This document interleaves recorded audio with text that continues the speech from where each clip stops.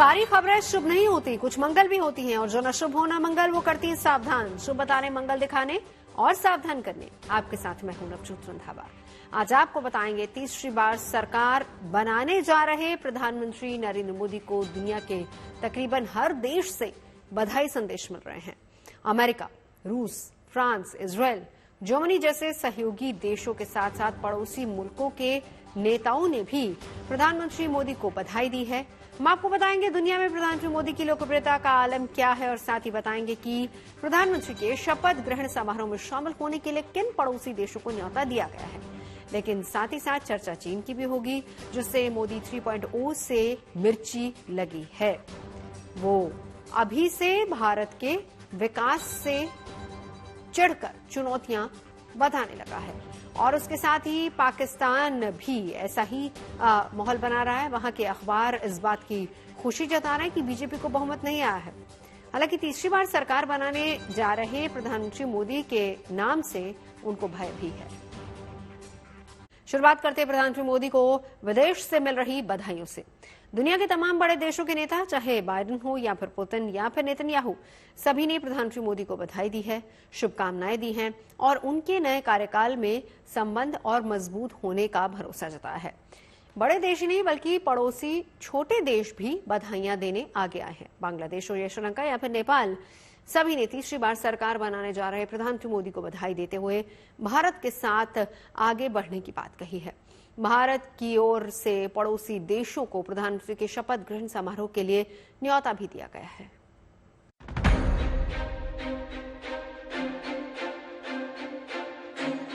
तीसरी बार मोदी सरकार तय है।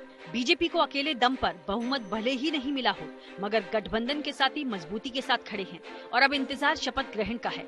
दुनिया की नजर भी प्रधानमंत्री मोदी के तीसरे कार्यकाल पर है, क्योंकि तमाम छोटे बड़े देशों के साथ पिछले 10 सालों के दौरान रिश्तों में जो मजबूती आई है, उम्मीद लगाई जा रही है कि वो पहले की तरह ही कायम रहेगी। और इसलिए जैसे ही नतीजों के बाद सरकार की तस्वीर साफ हो गई, विदेश से बधाइयों का तांता लगा है।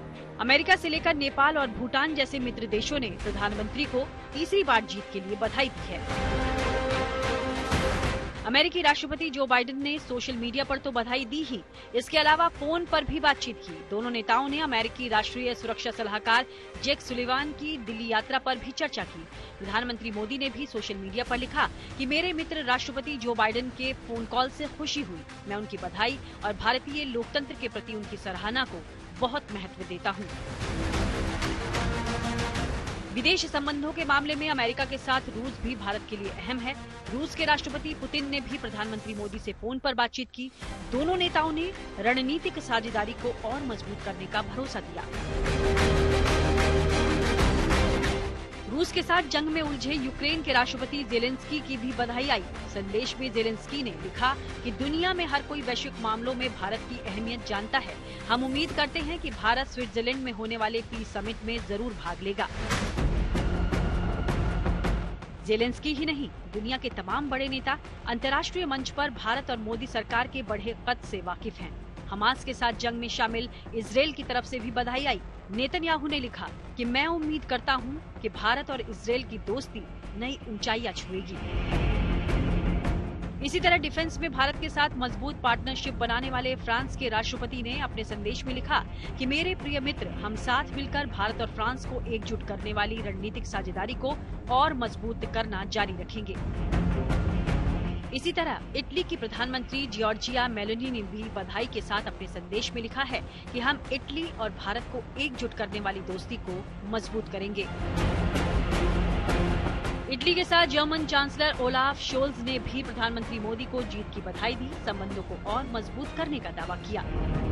पश्चिमी देश ही नहीं, प्रधानमंत्री मोदी को बधाई देने वालों में खाड़ी देश भी शामिल हैं। यूएई के राष्ट्रपति शेख मोहम्मद बिन जायद अल नाहयान ने तो बाकायदा हिंदी में पोस्ट किया। उन्होंने लिखा कि मैं अपने मित्र नरेंद्र मोदी को प्रधानमंत्री पद के रूप में फिर से चुने जाने पर बधाई देता हूँ। पड़ोसी देश भी प्रधानमंत्री मोदी को बधाई देने में आगे रहे। बांग्लादेशी प्रधानमंत्री शेख हसीना ने पीएम मोदी को चिट्ठी लिखी।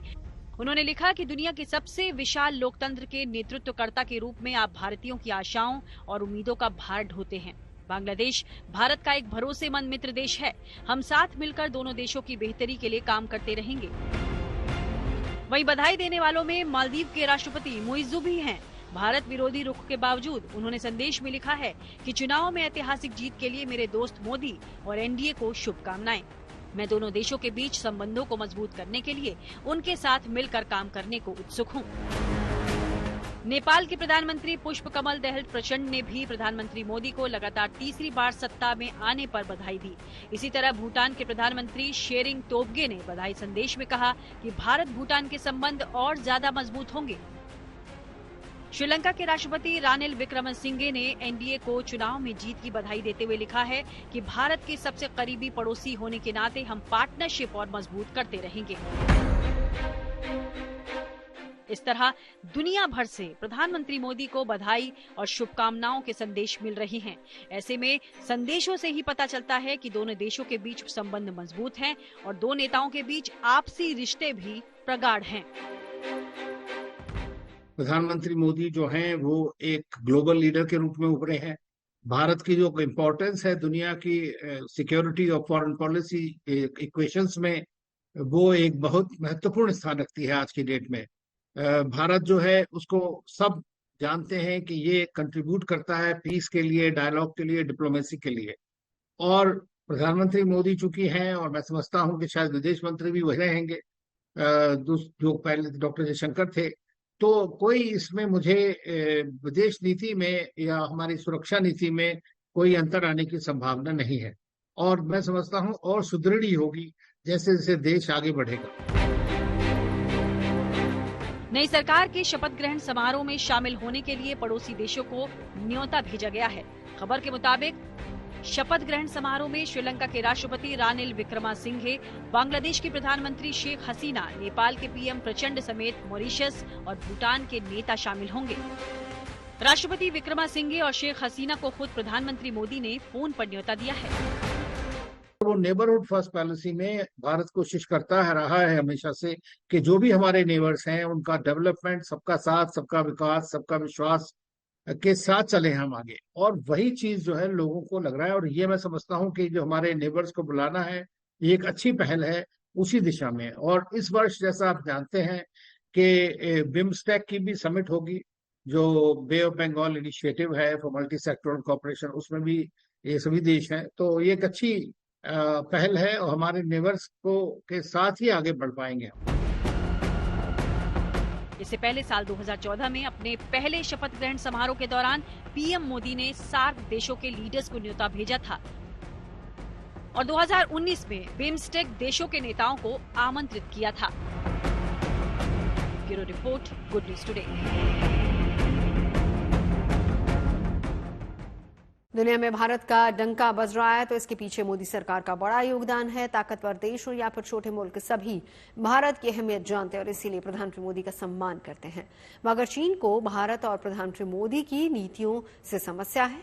जैसे ही तय हो गया कि एनडीए की सरकार बनने जा रही, चीन के अखबार ने दावा किया कि इस बार मोदी सरकार को मुश्किल आएगी। भारत की तरक्की से जलने वाले चीन का दावा यह है कि भारत अब मैन्युफैक्चरिंग में चीन का मुकाबला नहीं कर पाएगा। समझा जा सकता है कि चीन को प्रधानमंत्री मोदी की वापसी से मिर्ची लगी है।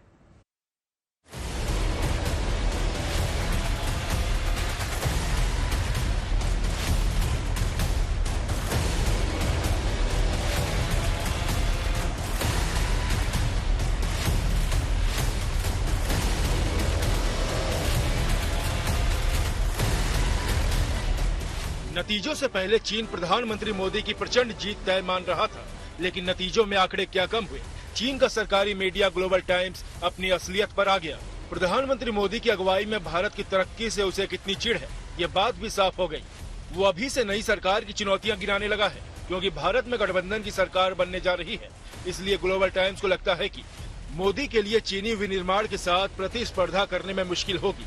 साथ ही भारत के कारोबारी माहौल को बेहतर बनाने की महत्वाकांक्षा को पूरा करना भी मुश्किल होगा।